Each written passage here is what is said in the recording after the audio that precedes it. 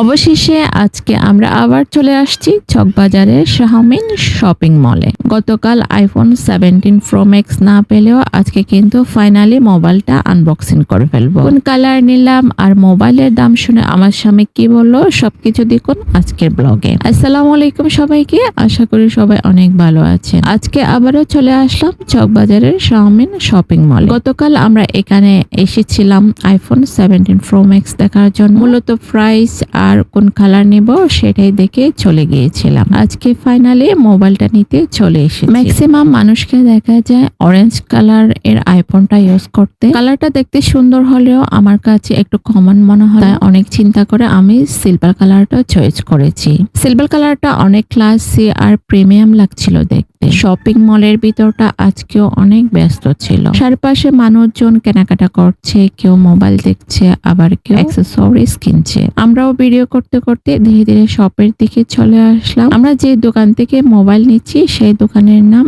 Elbow. এটা মূলত আমার কাজিনের দোকান। দোকানে ঢুকেই দেখলাম আরো কয়েকজন কাস্টমার মোবাইল কিনছে। অনেক ব্যস্ত পরিবেশ ছিল পুরো দোকানে। কেউ নতুন আইফোন দেখছে, কেউ আমার দাম জিজ্ঞেস করছে। এরপর আমাদের ফোনটা বের করা হলো। ফাইনালি শুরু হলো আইফোন 17 প্রো ম্যাক্স এর আনবক্সিং। নতুন ফোন হাতে নেওয়ার ফিলিংসটা সত্যি অন্যরকম। মোবাইলটা হাতে নিয়ে অনেক ভালো লাগছিল। মোবাইল দেখার পর আমার স্বামী মজা করে বলল, এত ছোট একটা মোবাইলের দাম এত টাকা? আমার সব টাকাই তো মোবাইলের দোকানে দিয়ে দিলে। ওনার কথা শুনে আমরা সবাই হাসতে শুরু করলাম। আসলে নতুন ফোন কেনার এক্সাইটমেন্টটা অন্যরকম। এরপর আমরা মোবাইলের টাকাটা ব্যাংকের মাধ্যমে ট্রান্সফার করে দিলাম। সবকিছু ঠিকঠাক ভাবে বুঝে দেওয়ার পরে কাজিনের সাথে কিছুক্ষণ গল্প করলাম আর কৌশল বিনিময় করলাম। তারপর দোকান থেকে বের হয়ে আবার একটু ঘোরাঘুরি করলাম। বের হওয়ার পর আমরা কিছু বই কিনলাম আর হালকা নাস্তা করলাম। এরপর আমার স্বামী মোটর সাইকেল আনতে পার্কিং এ চলে গেল আর আমি কেয়ারি মার্কেটের সামনে দাঁড়িয়ে অপেক্ষা করছিলাম। এই সময় চকবাজারে ব্যস্ত মানুষগুলোর জীবন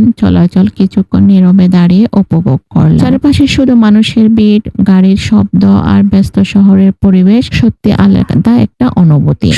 আলাদা একটা অনুভূতি। বন্ধুরা, আজকের ব্লগ এই পর্যন্ত। আবার দেখা হবে নতুন কোনো ভিডিওটা ভালো লাগলে লাইক, কমেন্ট আর সাবস্ক্রাইব করতে ভুলবেন না। ধন্যবাদ সবাইকে। ভালো থাকবেন, সুস্থ থাকবেন। আল্লাহ হাফেজ।